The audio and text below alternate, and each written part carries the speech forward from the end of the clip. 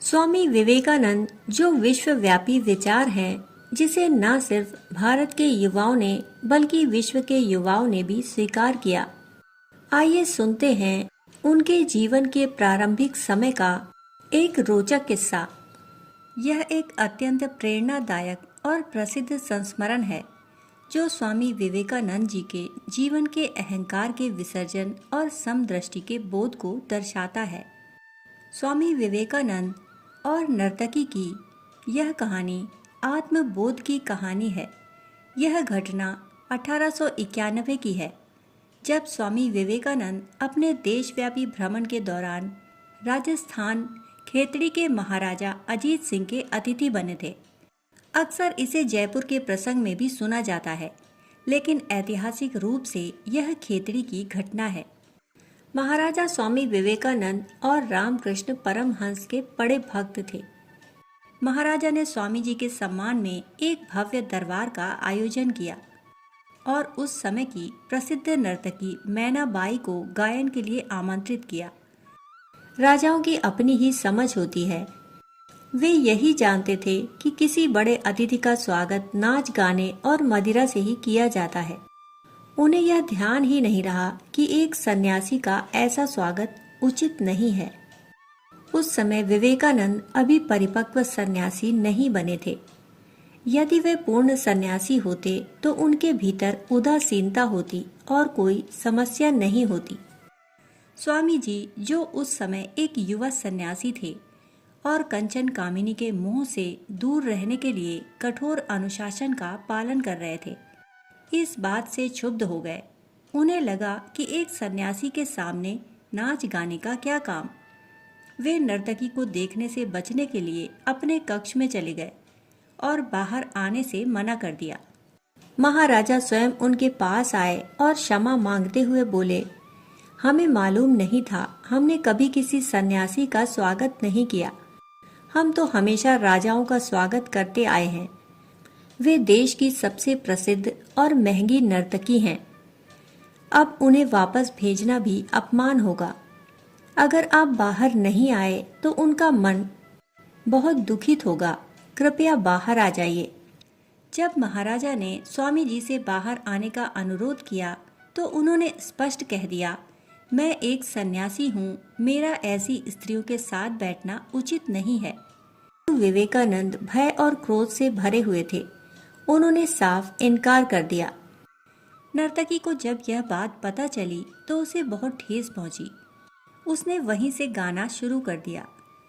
उसने सूरदास जी का एक प्रसिद्ध पद गाया, प्रभु जी मेरे अवगुण चित न धरो।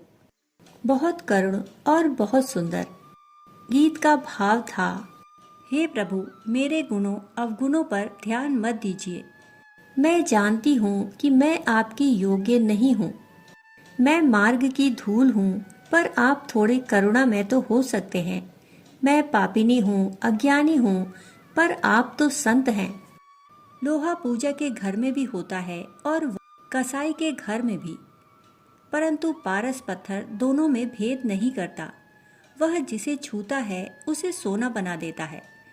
एक जल नाली में बहता है और दूसरा यमुना की पवित्र धारा में, परंतु जब दोनों गंगा में मिलते हैं तो सब एक समान पवित्र हो जाते हैं। उस नर्तकी के स्वर में इतना सच्चा वैराग्य और आंखों में इतने निष्कपट आंसू थे कि स्वामी जी के अंतर मन में बिजली सी कौंध गई। उन्होंने महसूस किया कि भय वहीं होता है जहाँ भेद होता है। अगर मैं उससे दूर भाग रहा हूँ तो इसका अर्थ है कि मेरे भीतर अभी भी विकार, वासना या आकर्षण का सूक्ष्म अंश बचा है। एक पूर्ण सन्यासी वह है जो वैश्या और देवी दोनों में एक ही परमात्मा को देखे। स्वामी जी तुरंत कक्ष से बाहर आए और उस नर्तकी के पास जाकर बोले, माते मुझे क्षमा करें, आज आपने मेरी आंखें खोल दी। अब तक मैं माया से डरा हुआ था, परंतु आज आपने मुझे सिखाया है कि ईश्वर सब में है। स्वामी जी ने स्वीकार किया कि उस दिन उस तुच्छ समझी जाने वाली स्त्री ने उन्हें वह शिक्षा दी जो शायद बड़े बड़े ग्रंथ भी नहीं दे पाए थे। उसके आंसू इतने निष्कपट थे, उसका गीत इतना पवित्र था कि मैं बहुत बड़ी अनुभूति से वंचित रह जाता। उस रात उन्होंने लिखा, अब मैं उसके साथ एक ही बिस्तर पर भी सो सकता हूँ और मेरे भीतर कोई भय नहीं रहेगा। यह उस स्त्री की सहायता से हुआ, जबकि रामकृष्ण परमहंस भी उन्हें उस बिंदु तक नहीं पहुंचा सके थे।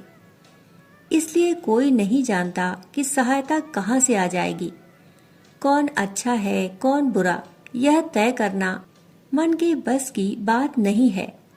इसलिए किसी भी चीज के प्रति पूर्वाग्रह मत रखो। यही उदासीनता का अर्थ है।